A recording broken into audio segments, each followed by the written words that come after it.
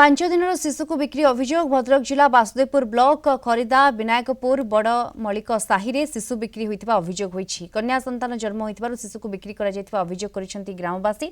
September 29 तारिख में संजय मल्लिक और वनिता दास बासुदेवपुर डाक्तरखाना रे एक शिशु कन्या जन्म होइतिला। तांकर पूर्वरु एक शिशु कन्या थिबारु पुणी एक कन्या जन्म होइतिला। डाक्तरखाना रे 4 दिन रहिबा परे तांका बड़ झियो को नै वनिता निज ससुर घर विनायकपुर आसी किछि समय रही बापघर चांदबाली को पलाई जाइथिले। सांगरे नवजात शिशु को आनी नथिबारु ग्रामवासी संदेह होइतिला। शिशु बिक्री संदेह रे ग्रामवासी बासुदेवपुर थाना समेत जिला शिशु सुरक्षा विभाग को खबर देइथिले। घटनास्थल रे शिशु सुरक्षा विभाग पहुंची तदंत करिथिले। पचराउचरा बेले तिहिडी पिरहाट अंचल रे थिबा संपर्कियों को शिशु को दान करिथिबा शिशु कन्यार जेजे कहिसेंति। सेपटे तुरंत नवजात को आनी बापा मां किंबा शिशु विभाग को हस्तांतर करिबु बोली जिला शिशु सुरक्षा विभाग कहिछि। अभियोग आला बोले छुटिया छुआ क्षीर दे पारे नेंगड़ी चेंगड़ी उड़े पारे 10 मास छुआ से ये हला हूँ जन्म है कौटी पोषियो क्या संभालियो आम तो बुढ़ा बुढ़ी दीटा बिक्री है ना खाली क्या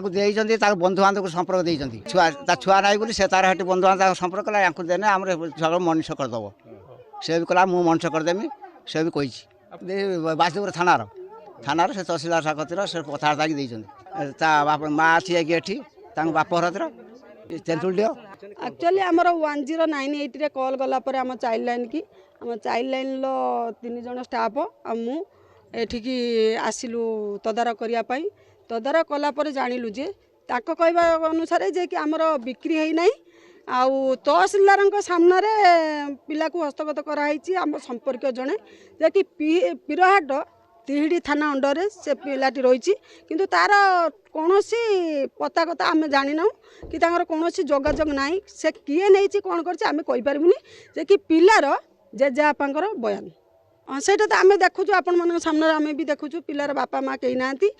शिशु आज की 5 दिन है जन्म होता 5 दिन है भी गलानी